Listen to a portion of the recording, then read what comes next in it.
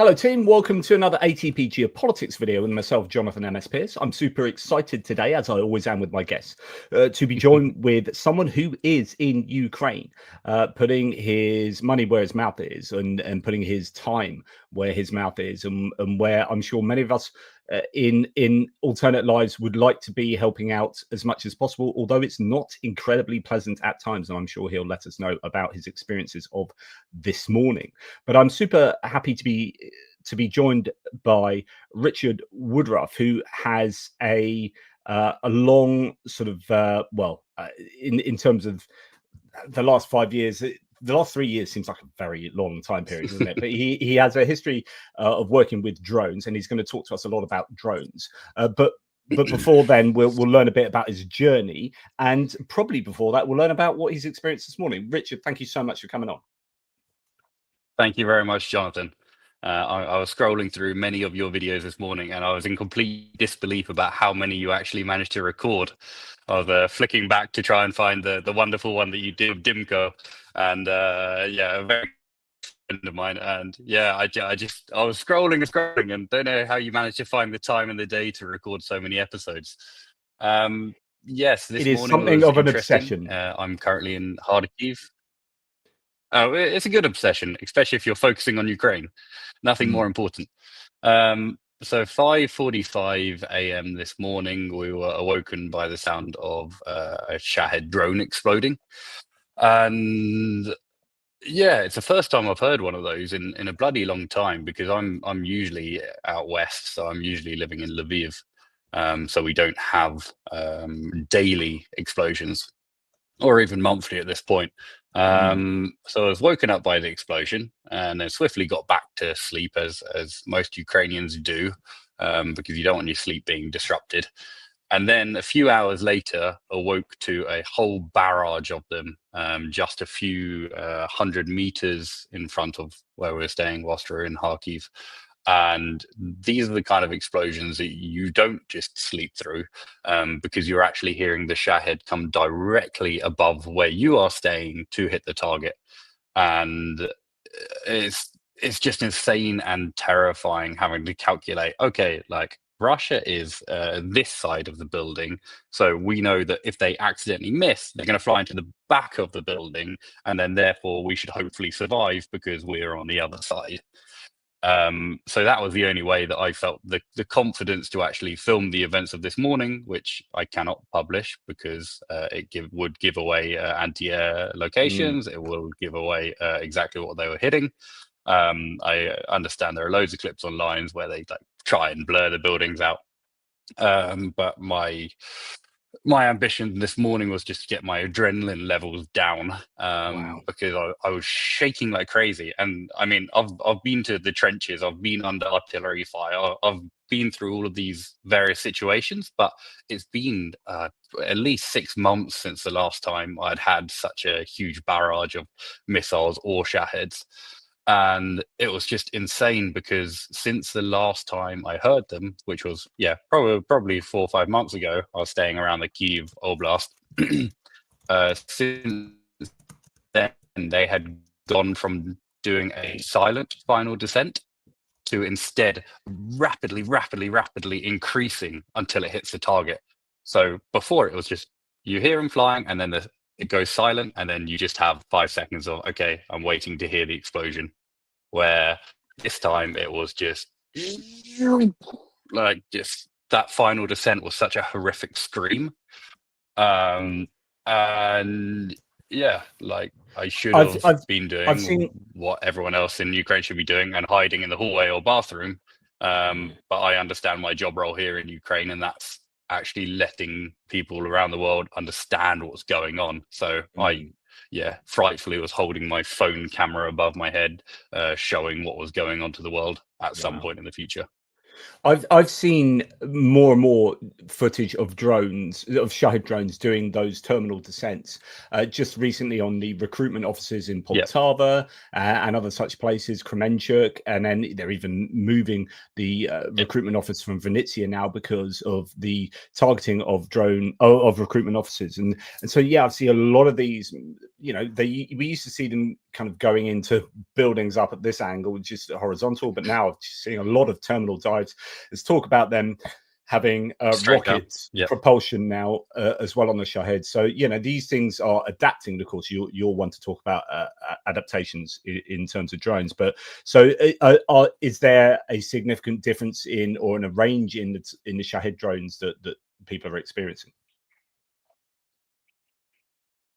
Oh, I think it's just one model that they're making, and they're just switching it over now. They're switching it over so all of them have this final terminal descent, and I think it's solely to combat the way that we have been fighting the Shaheds. So, as you know, most of the time it's guys in the back of pickup trucks with machine guns that are shooting these things because they'd been traveling low to avoid the radars. Whereas now they don't want to be shot down, so they travel at high altitude, a few thousand meters, and then you just don't even know that they exist. And then you just see this thing plummeting from the sky. And yeah, I caught a few of the clips today on video, and you see the Shahed, and when you're filming it, you can actually see the shadow ghost lines on the video footage because of how fast it's traveling downwards, which normally you would only see when you're capturing like missile footage hitting. So it was faster than the frame rate that it was coming down into these buildings. And just completely horrific. As I've said before, I've seen them, and they've kind of almost lightly fallen out of the sky onto the targets, dropped at that final part. But these were in almost missile form, just screeching down towards it. And yeah, as I said, it's the first time in a very, very long time I've been just completely shaking. Yeah, and it's just scary having to capture that stuff and rather than hiding away. I remember when I was in Kherson back in February 2024, and we stayed at a guest house. And it's rather like you were saying, because that was close to the river, Dnipro River, and I wouldn't go there now. It's just too dangerous. But we stayed in a guest house where the rooms were on the backside, and you know, you just think about there's a building here to protect. And, you know, there's a lot of thought goes in for some people when they're selecting where to stay in these particular places that suffer a lot more than others. But yeah, incredible. Give us a sense of like who you are for those who don't know you. What's your background? Where have you come from? Why have you ended up in Ukraine doing what you're doing? And what is it indeed that you are doing? So very simply, now I'm a British volunteer that's been in Ukraine for over 3 years now, volunteering every single day. We haven't had a day off yet. Prior to this life, I was enjoying my life in Spain. I'd been taking almost like a sabbatical, a long break from work. I'd quit my job in England, which was publishing, which I'd worked in for 7 years, and I joined it straight from leaving school, so never really had a break. So I was working sales, publishing, advertising. And then eventually was like, fuck it. At what point will I actually take a break in life? Will it be when I'm 40 years old? Because everyone was saying, you know, you got to focus on paying into your retirement fund and stuff like that. And it was just like, when am I going to get my break? So I took my break. I was in Spain, and every day I was on the beach, playing beach volleyball, drinking sangria, just living the life that probably all of us would want to live every day. I mean, it wasn't very fulfilling in the sense that, you know, I was never doing anything to help anyone else apart from myself every day. It was just complete self-indulgence. And then, yeah, I saw what was happening in Ukraine. I was watching the news by my bedside. On my phone, I had Sky News playing 24 hours per day. And even when I was sleeping, so that I could wake up and see the latest thing, I watched as the tanks were amassing on the border. I remember when they said, they have mobile hospitals. You don't have mobile hospitals if you're doing like a training exercise. You don't have blood banks already. And that was the moment I was like, shit, something's about to happen. And then the first few nights following the invasion, when Zalinsky came on the television and said, hey, we need people. We need someone to come out and fight. Instantly I was like, I'm going to Ukraine. I messaged my Spanish landlord and said, I'm sorry, I'm ending my tenancy early. I'm going to Ukraine. He said, you're crazy, but like, I understand. As long as you find someone to rent the room, that's cool. You can go. So spent a couple of months sorting all of my affairs out, went to England to say goodbye to my family, and then started heading out to Ukraine. And I remember the few days before I was heading out watching the footage from Bucha, and they were these really, really sad Ukrainian men that were having to dig all of these graves. And I had this probably naive and stupid idea in my head back then that I was going to go to Bucha and help these gents dig these graves, because they were so completely drained and destroyed, and you could just see it was body after body after body. Wow. So my whole idea was to go to the Bucha, Kyiv kind of region, and I was only meant to be taking a short stop in Lviv, Ukraine. But I asked at the station, I said, how can I help? Like, where can I help in Ukraine? Where can I help in Lviv? Because back then there was no resource on the internet, because the Ukrainians were fighting a bloody war. 2 months in, the Ukrainians weren't thinking, how can we bring a bunch of foreigners here? So no resource existed. So I spent a bit of time at a kitchen in Lviv, and we were making like dehydrated borscht for the front back then, because back then the military drastically increased by like 500,000 men in the space of a few days and weeks. So there were food shortages. Were you not working in that kitchen then in Lviv? Was that you? Yeah. That was me. Sorry, that was 3 years ago. Yeah, because right, yeah. It's like joining the dots, because now I know you as Drone, Matt. But yeah, okay, well, of course. Sorry, yeah, I should know that. Yeah. No, it's been a bloody long history. So I was in Lviv for a bit, and then I was down in Kherson with you. Not with you, but I was staying in Chonobka, and I was there for probably a month. And as you would know from being there, every single day you're having artillery going in and out, and you just learn to fall asleep to the sound of just artillery fire, which is an insane thing. And following that, I went all across the front lines, went to many trench lines, many frontline reconnaissance positions. And really then it was kind of showing to the outside world, this is what is happening across the front. This is what the guys on the front need. They need cars. They need, back then it was just reconnaissance drones. It was Mavic drones, Alto drones.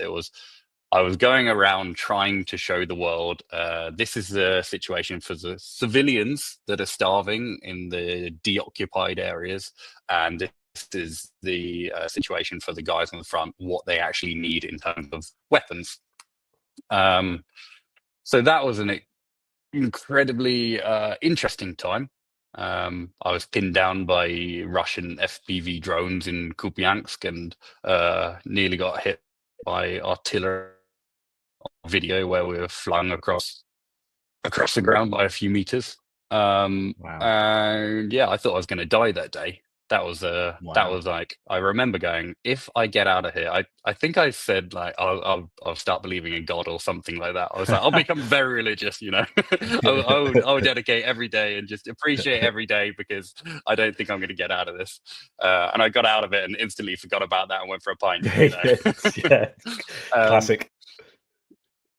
Yeah. So I mean, really, Kupiansk, that was the most hairy situation. Like Chonobka, it was more like they were firing artillery over the tops. Chonobka is a famous place for having when the Russians were occupying Chonobka, there was an air base there, and it got hit, and then they put their helicopters back there, and then they get hit again.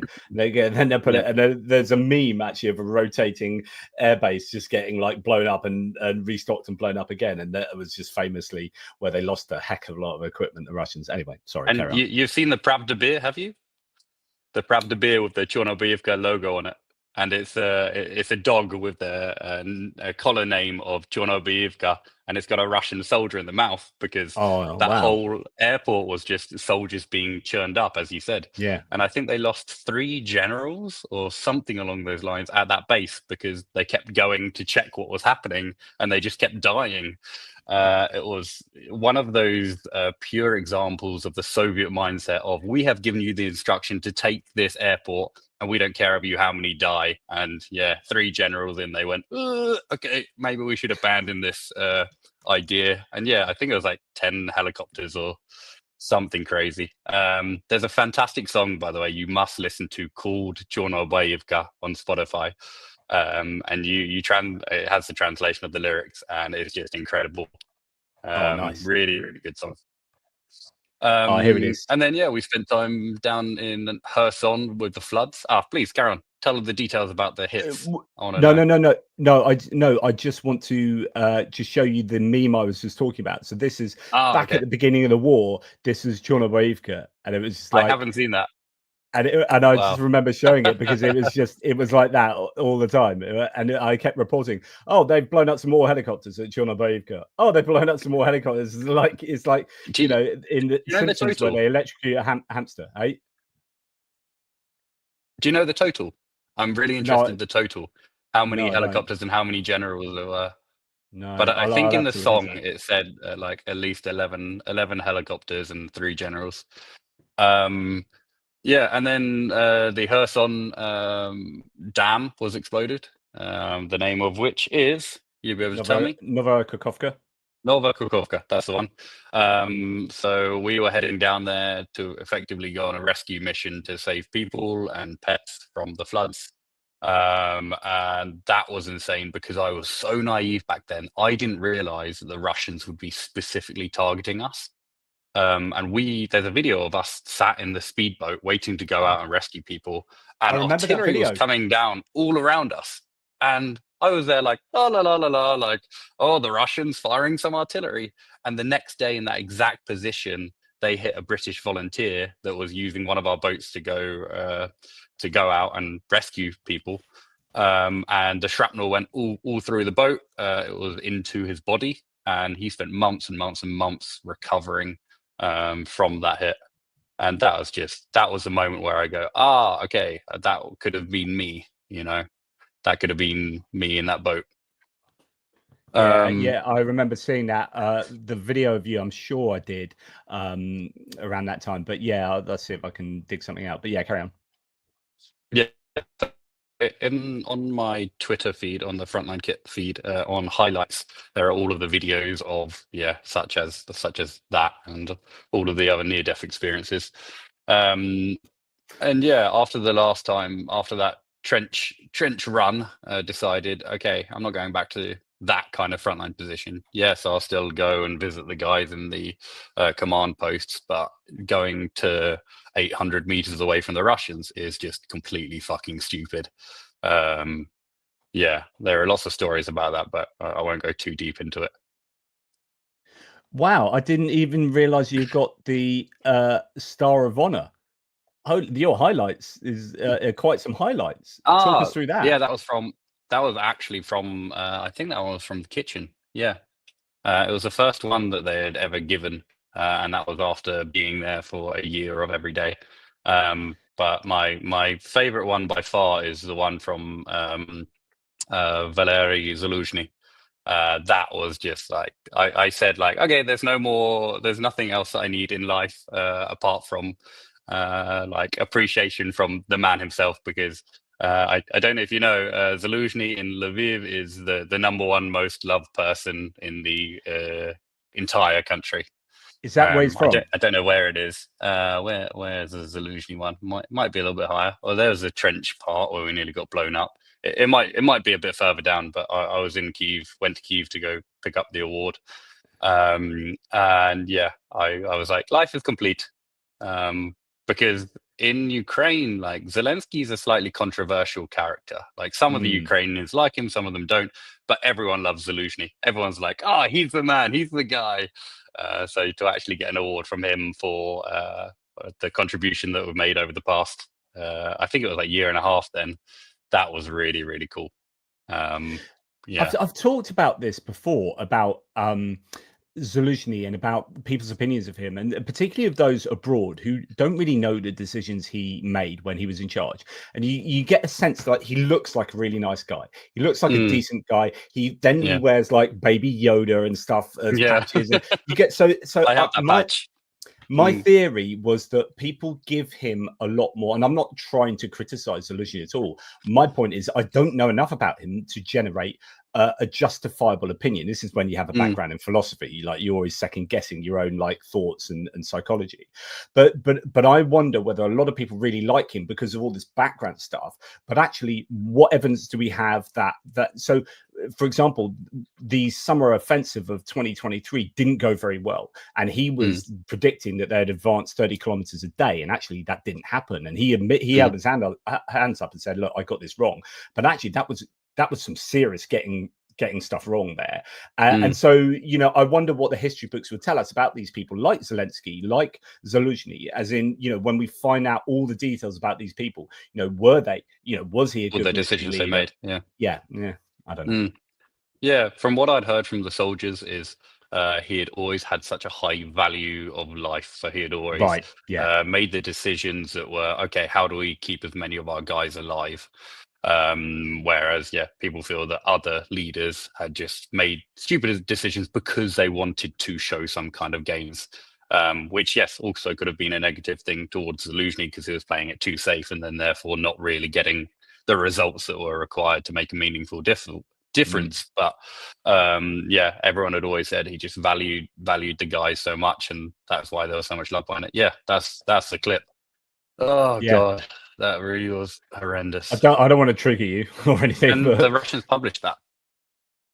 No, but the Russians published that, and we were sat exactly where that boat was. And you can see that in, I think maybe earlier on in that clip, we were sat in that boat in the exact same position because that's where you wait before you head out across the river.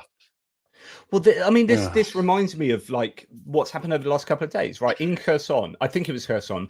Certainly, one was hit now, but I don't know whether the video came from there. But there's a video that came out in the last 24 hours of a fire engine being hit in the front of the fire engine by an FPV drone, and you know the classic, put loads of cool music on it. Here, look, check what we're doing. And then the other day we're destroying a petrol station, and then you know that fire engine was a double tap, and then they've got a video of taking out a stork flying through the air, and you're like, would you just, and then of course what they're doing around Kherson with the human safari, they're just bastards. And you know this idea that there's kind of both sidesism in this war is not justified by the evidence that we have, which is that both sides are doing this war in completely different ways. I mean, from you all have a much better grasp of this than I would, I'm sure. Is that a fair analysis? I mean, do you think that the Ukrainians are just operating on a different moral calculus than the Russians? I think it's just completely different people. Like that's the very simple thing, is that they strive to just do as much carnage as possible, where our guys are actually thinking, okay, doing this calculus, what is actually valuable to hit, because we're not in a situation where we can waste these kind of things. I think it's as simple as that, where they're just going for some shock sometimes. Incredible. Just to pre-warn you, I am in the shelter for this building, so if a missile is coming, this whole location will be absolutely filled with a load of people. Just to give you the heads up there. We're getting quite a few ballistic missile alerts. So and actually there's been talk the last couple of days. There have been 4 S300, S400 surface-to-air missile systems using a ground attack mode. I think they were used on Sumy last night, but the night before might be in Kharkiv. That used to happen in Kharkiv quite a lot, sent from behind Belgorod. So I presume that might be on the card. So where were you again? So in your journey towards what you do now? Sorry, what was that last bit of that question? Where we got to the journey of you were telling us you were in Novokakhovka, and then obviously now you're dealing with drones. So that last part of the journey. Yeah, so we were in Novokakhovka, and then after that, I think after that I'd come back to Lviv.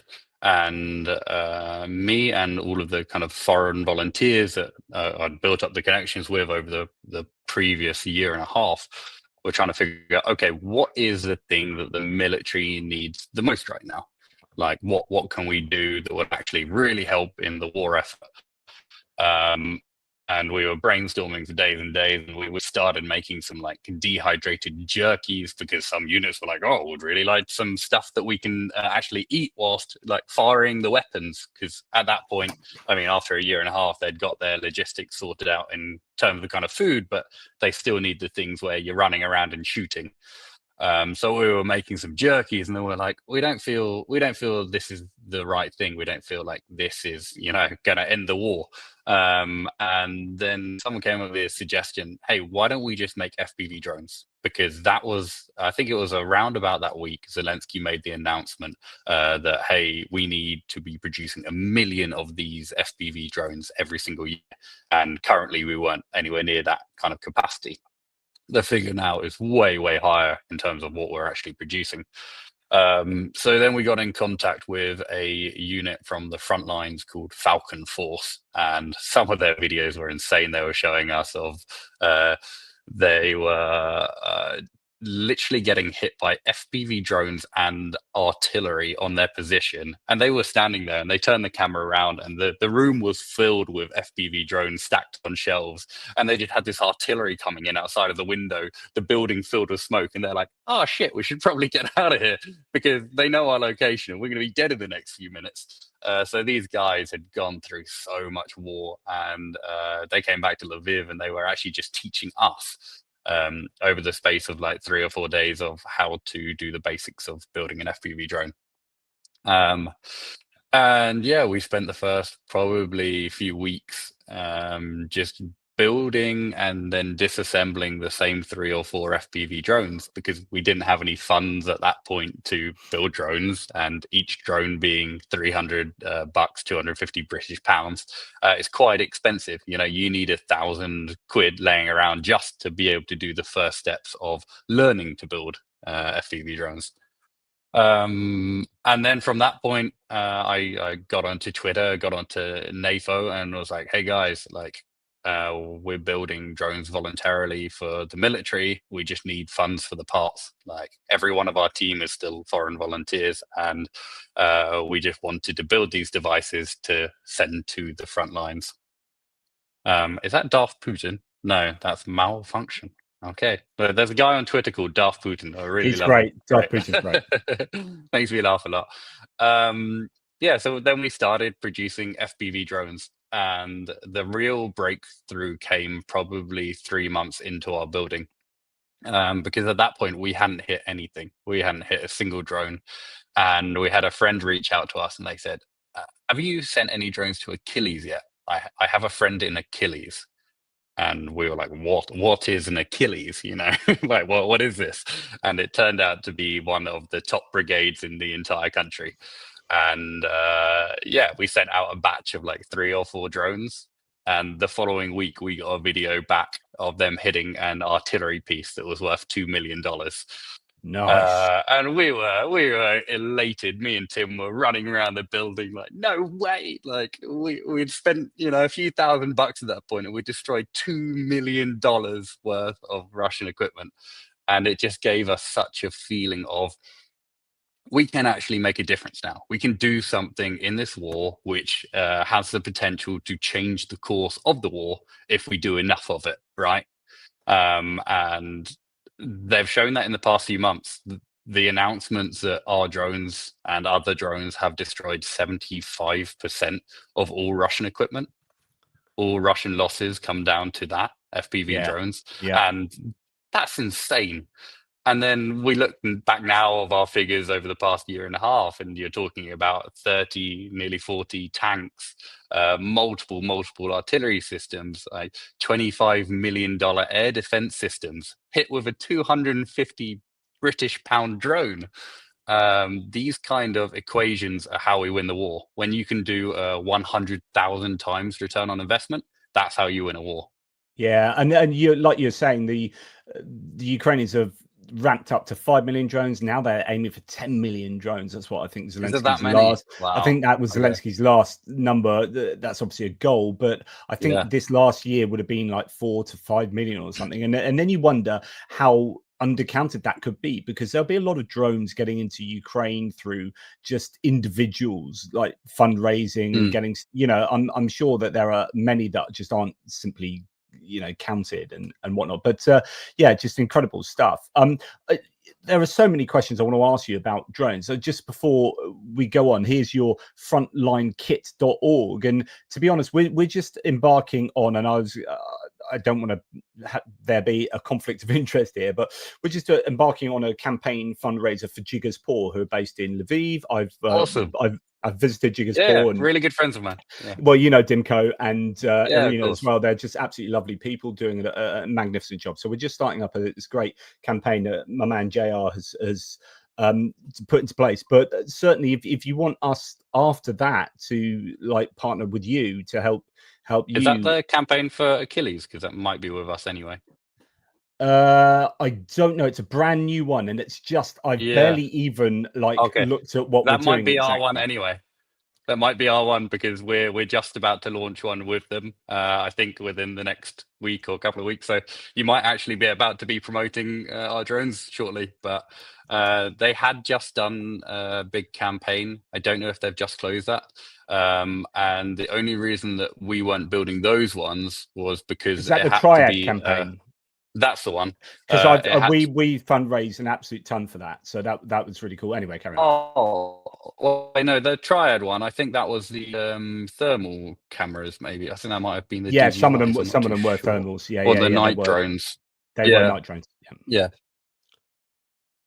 Yeah. Anyway, we're very, very close with Zalinsky, and we would actually have been their supplier for the last lot of FPV drones, but we weren't a business. And the only way that Lviv Council could actually match the drones was if they were buying from a registered drone business that had been around for 6 months. And as we're a non-profit NGO, they couldn't do the order via us, which is very sad because, of course, they would save money on the drones, but the council is like giving them an extra 50%. So it's like, okay, in reality, more drones will be getting to the front. And yeah, we love Zegaspor, and we have no qualms if they're using some other provider.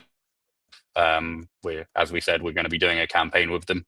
I don't want to break any breaking announcements or anything, but yeah, a campaign is coming soon between us.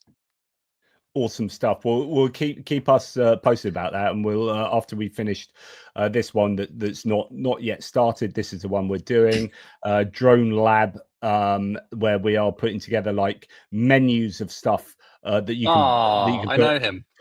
Put money towards. So awesome stuff. Anyway, so with regard to that's 47th Brigade, by the way. Oh, is that the 47th? That's who are really, doing an incredible job. Really 47th. They're incredible job. So your frontline kit at the moment. So you basically have then what I presume a drone workshop. How many are involved in doing what you're doing? What are you doing exactly? Like obviously building drones. Yeah, so we're building drones from Chinese components. These drones cost around about 250 quid a piece because that is just the components part and no one's getting any salary on top of that. So it means that we can supply the drones to the front at the lowest possible cost in the best quality. And the reason it's the best quality is because there's no like time pressure to do anything. Like we're not forced, okay, this drone is worth money, so therefore to earn the money on it, you got to build it as quick as possible and send it out. No, this is a passion project. We want to help the military. And then therefore every single drone that we send out has to be 99.999% perfect. Saying that, we still build them incredibly quickly. We have one lady with us called Maria, and she can actually build a 10-inch FPV drone in less than an hour. Wow. Just let that sink in. That's 1 hour, and it can take out a $25 million air defense system. So the turnaround is incredibly quickly. We've got like 10 to 15 volunteers with us at the moment. Currently, half of them are taking a break. The reason they're taking a break is we just don't have the funds currently to be able to produce enough drones. As I said earlier, it's 250 quid a drone. That's quite expensive for the average donor to be able to say, I want one of those. And if you think each one of our volunteers can easily produce 10 of those per day, it's like, okay, so that's 2,500 quid for every volunteer that we have. Okay, so that means that I need to find at least 25,000 British pounds every single day just to keep our volunteer drone factory operating. And then you go, that's a lot of money. So yeah, that's why we've had to send half of the team away this month. just because I've not been doing my job good enough in terms of fundraising, in terms of letting people out there know what we're doing. So yeah, hopefully in a couple of weeks when they're coming back, I would have raised enough funds to effectively restart full production. So But it's expensive. Yeah, what makes your drones? I mean, you talked about attention to detail, and I guess you're getting in good enough components for what they need to be at the right price from China. Yeah. Do you have any issues with components coming from China? Because we have heard previously of sabotaged chips and whatnot. And B, what other advantages do your drones have, or is it just that they're just now the bog standard drones that do a job, and you don't need to have like crazy advantages? So we have a very good Ukrainian supplier that buys everything from China. So that means that we can actually check every single last component before signing off on it. And he has friends in China at these factories, which mean that we get the grade A components. So there are different gradings to all of these things. Grade A obviously being the best, grade C being the worst. And they do that even with like battery cells. So you could buy a Samsung 50S battery and you'd be saying to everyone, look, I've got the best quality battery that is out there, but it's a different grade and then therefore not as good for the soldiers. So the number one thing is just huge quality control on every single component going in. We don't change the components very often. If we have a product that is working, a motor, for example, that is working, we do not change it. Don't fix what ain't broken. Exactly. And the reason that we are still probably the heaviest user of Chinese components is because of that quality control. So we have like 99% of all of our drones with absolutely no problem. So I visited the Achilles workshop here in Kharkiv, and they have a whole workshop where they're having to fix volunteer and government drones to get to them.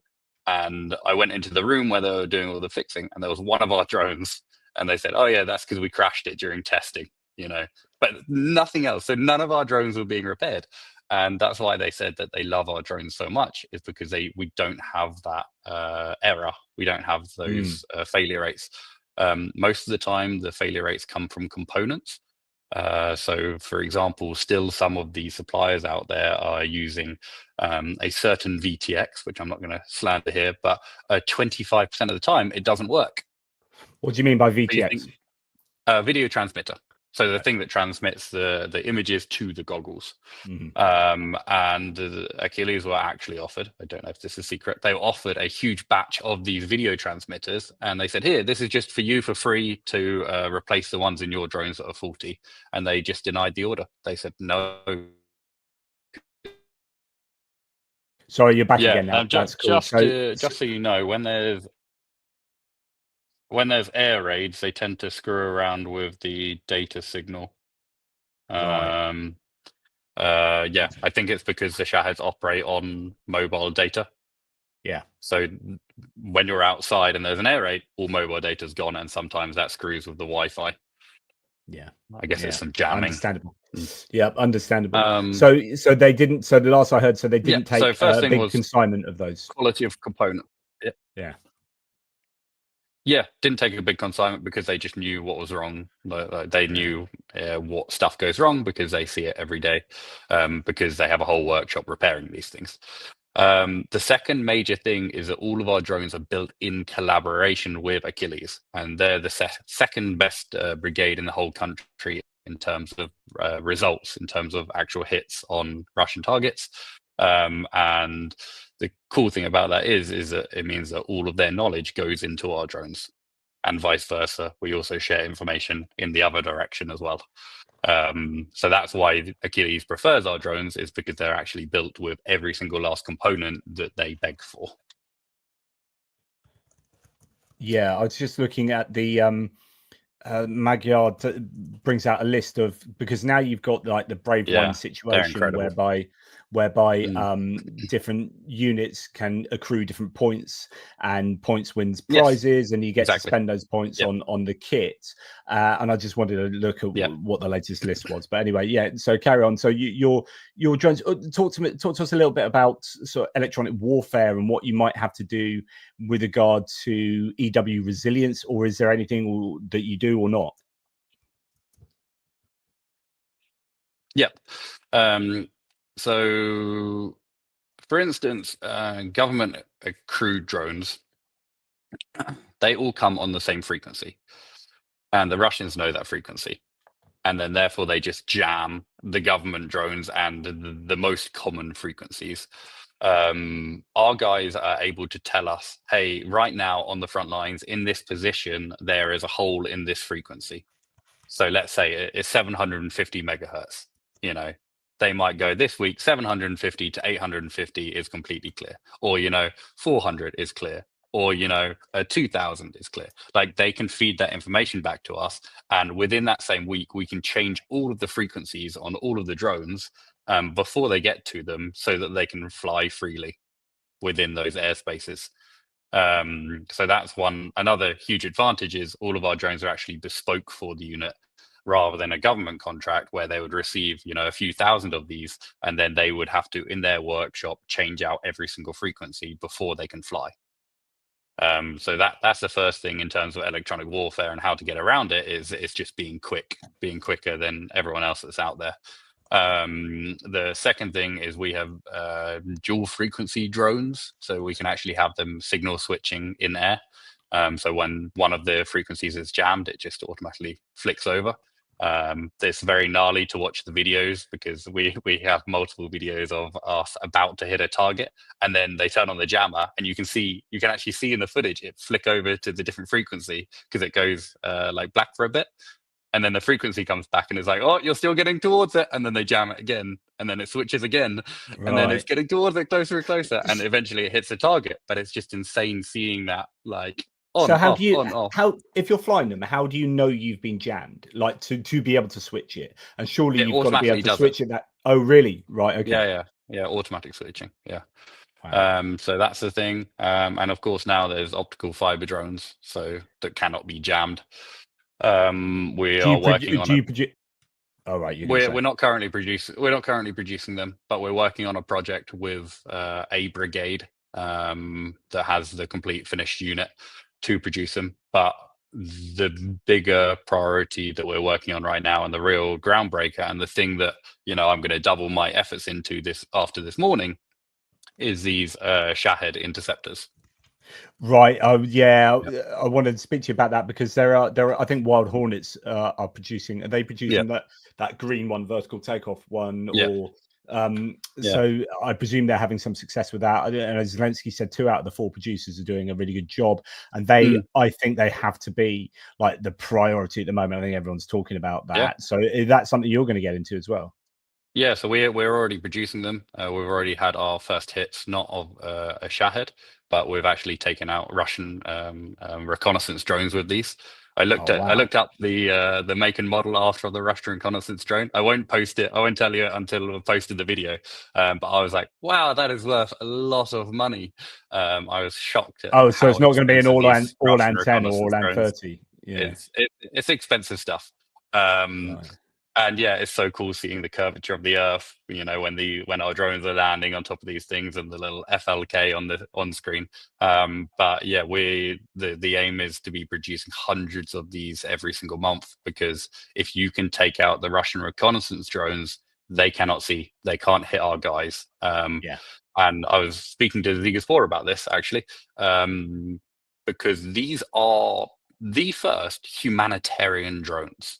Completely humanitarian, because they're not killing any Russians, right? And they're only taking out technology that's in the sky, which is actually saving the lives of Ukrainian soldiers, because then Ukrainian soldiers can't be targeted by drones or by artillery or by rocket systems. So really, these drones will just be saving lives.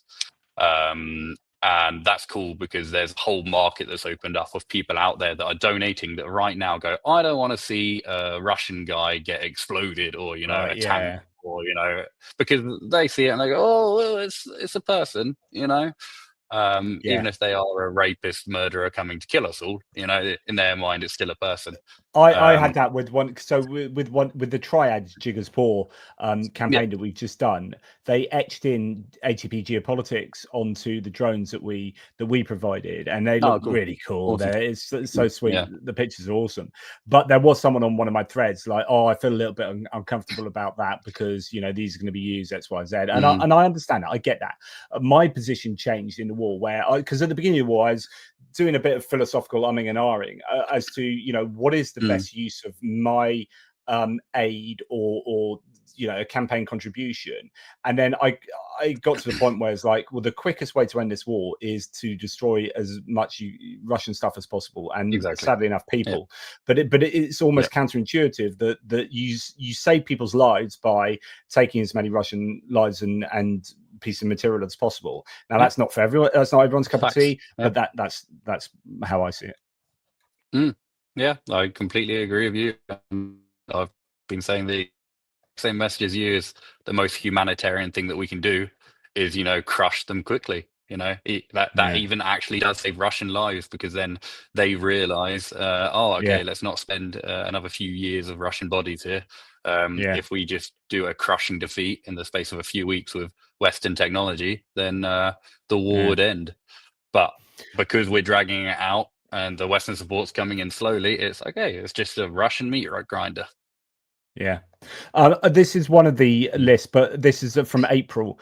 This was the top 10 Ukrainian drone units. I don't know. Is Achilles there? Is it called something else, or is it just? No, Achilles is 429th.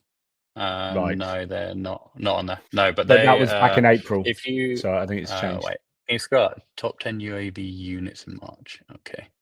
Okay. No, I understand. If you search for so there's a top 5 Ukrainian drone group now. The president is constantly going on television with them. It's their new drone coalition, and they have Magard in there. They have, I think it's the 93rd. They have Achilles.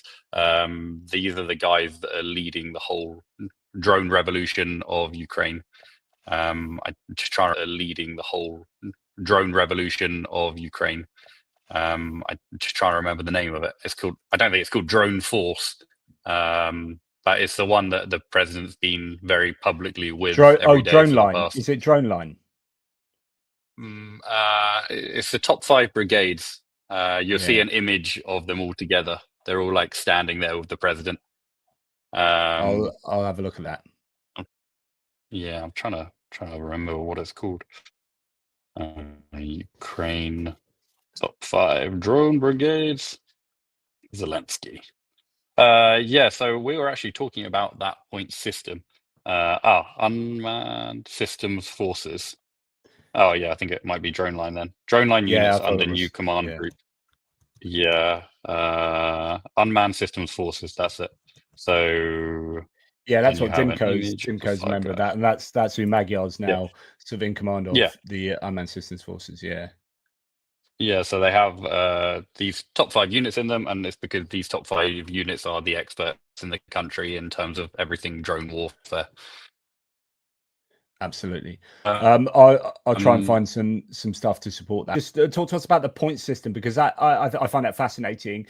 The kind of gamification of warfare, or not really gamification. It's kind of like the incentives you might find in business, in performance management, essentially. And we shouldn't be surprised about this. Like, war is ultimate performance. Like, this is a performance where there's a matter of life and death. And if you want your guys to perform as well as possible, do you know what? It's better to do that on a freaking front line than in a council office somewhere in North Portsmouth or something like that. So this is I think a really good application of performance management. Tell me what your thoughts are.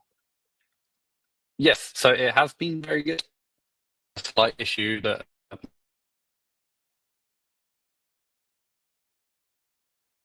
you've broken up again. I haven't heard anything since you. Okay. Yep, you're back now. So it has been very good. Okay. Yeah, so it has been very good. The issue that these top drone groups are now facing is that the point system is kind of working against them, because they have got very, very good objectives, and that is to take out the enemy UAV positions. So the enemy drone positions. The issue is hitting a hole in the ground might score you no points. So hitting these very, very valuable targets, unless there's some kind of evidence, you're not getting any points for it. Whereas hitting a load of Russians that are running around closer to your position, which is just, it's a turkey shoot, very, very simple thing. Great for the points. So often what you'll find is some of these commands going, today just go out and just kill a load of Russians because we need like the points. And they're actually having to have these conversations of, well, you understand what's going to be the best thing for war, and that is going really, really deep in finding these drone groups and eliminating them, because that is the way that we're going to make a big difference. Kill the archer, not the arrow, kind of thing. Yeah. But yeah, it's hard because you might only have 1 in 10 hitting if you're going these 25, 30 kilometers trying to get to the positions where these hideouts, dugouts are, and killing these super valuable people. Yeah, so that's the only way that it's kind of currently working against these really good drone groups. And it's a hard thing because you want to be getting all of these points. You want to be getting all of this support, because with those points, you can buy new technology. Yeah, so it's good, but it's bad. But I think overall, it's a good thing. Yeah, good stuff. So you've been making FPV drones, and when you make the drones, do you just not talking about the interceptors, do you just make the drone? You have nothing to do with the IEDs that go on board them, and is it the units themselves that put that together? Yeah, that's correct. So we, because we're in the West, we're not allowed to play around with explosives. So we send it to the unit, and they always strap on. That's the last thing they do, is they strap on the explosives. After doing all of the tests, after we've tested them, just to minimize the possibility of someone blowing themselves up. And unfortunately, we've lost a lot of guys from exactly that. Yeah. And that's why over the past year, us personally have been so focused on trying to work on better like detonation boards to make sure that there are so many fail safes in between a guy losing his hands, arms, and legs, and everything in between. So when it comes to the trigger, the fuse, and however it works, like do you do some of the mechanism there? You talked about the board. I mean, do you provide the ability for this thing to blow up? How does it work? I know I've seen so many different sort of fuses where you've got it looks a bit dodgy, but where you got something like that, and that they touch when they smash it. A couple of wires are hooking around. Yeah, exactly. Yeah, kind of thing. Is that what you would design, and your drones go with that, and then they just fix the munition to it? Yeah. So with some units, that's the case. We would actually add in those antennas, whiskers that they call them, and that links to the detonation board. And then that detonation board goes into a safety device so that effectively when they're lifting off, then it's armed. A lot of the time, and previously with Achilles, we provided with 0 detonation boards. And the very good reason for that is every single unit would instantly take that detonation board and the whiskers and rip them off the second that they got to position. The reason being is that they don't trust anyone else's detonation boards. And I fully understand that, because if you're holding onto an RPG, you want to know that your guys have done the detonation work on it. And it's not just some cheap Chinese version that's going to lead to a load of your guys dying, or that has been sabotaged in some way. So I fully understand why. And now we just use the ones supplied specifically by the unit that say, please, dear God, just take these detonation boards and no one else's. We won't accept anything else, and we will just tear it off. And what's the sort of feedback you get from the unit in terms of like, that feedback loop of adapting and changing and improving? Like, talk us through some of the last things that you've been asked from the unit. The last things we've been asked of in terms of changing over, it usually is a frequency game. I mean, now because we're working with the interceptors, it's very much a focus on adapting to the new components. So because we're using these DJI O4 Air units, we're having to 3D design new camera mounts and holders to hold the servo so that it's not just a forward-facing camera, but it can also be tilted in different directions. So such as when you're looking out for the Russian reconnaissance drones below, you want it pointing downwards. So that's a thing that would change, that would be bespokely built by us, but we would also have kind of inputs from them. And there are lots of things where we may kind of copy other designs out there. We may see what other people are doing and go, hey, let's save ourselves a bunch on research and development and just copy what the best people out there are doing. And then we ask the brigade and they say, don't do that at all. That thing just doesn't work. And we're like, shit, but we've seen thousands of them on the internet. Like we've seen that these people are mass producing this stuff. And then they go, dear God, just don't do it. That doesn't work at all. Try this instead. So we actually take the new developments most of the time from the unit themselves, because they have gone through this trial and error. They have had the battle experience with what's working and what's not. And they can just feed back directly to us and say, yep, here are all of the secrets. Just please don't go around sharing it with everyone, because you never know who you can trust, and it's effectively their information, their technology, their software, their findings out, and yeah, they don't want. By the way, I need to send you out our patch and flag. Your patches are beautiful. Because I've also got this, which I'm filling up, and that's so cool. Which has got there's my last NAFO one with Rick the Ukrainian. I've lost you, but I saw half of them. Yeah, so that's Jigger's Paw. That's Car for Ukraine. Yeah. That's my NAFO ones. Rick the Ukrainian NAFO one, Car for Ukraine, and a bunch of some other ones that I've got hold of. But yeah, love them. Love me some patches. So if you can, Richard, I would donate to your cause, of course.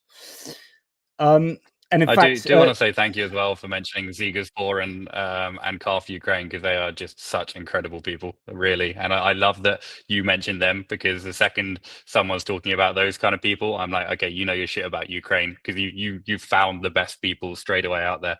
And yeah, it's really lovely to hear their names pop up.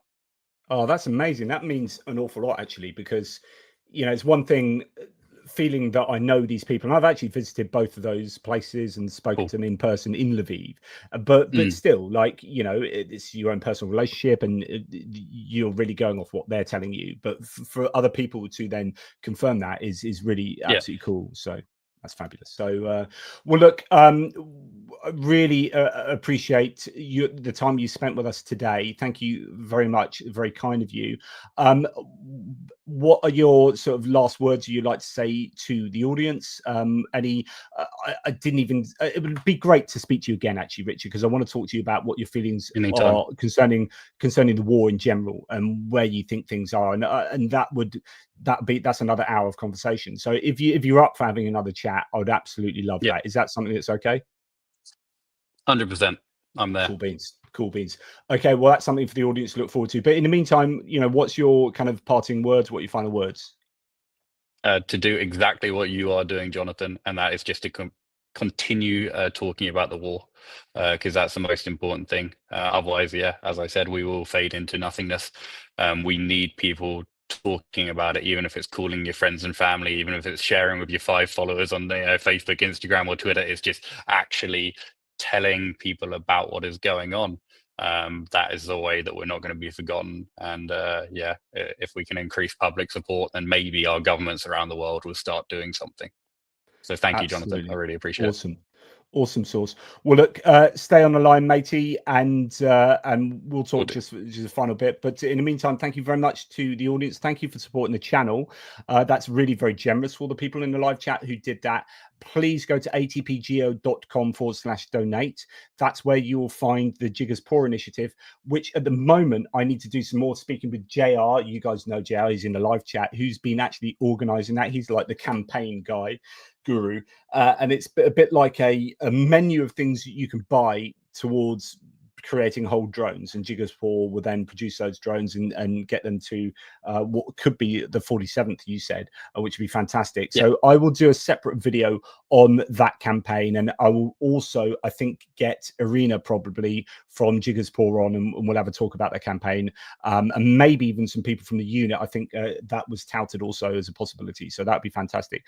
But yeah, so go and check that out. Thank you for all the people who helped with the Car for Ukraine campaign that was so successful as a bit of a stopgap, and thank you to Richard. Keep up the amazing work, and of course, Slava Ukraini. Good on, Slava. Awesome sauce.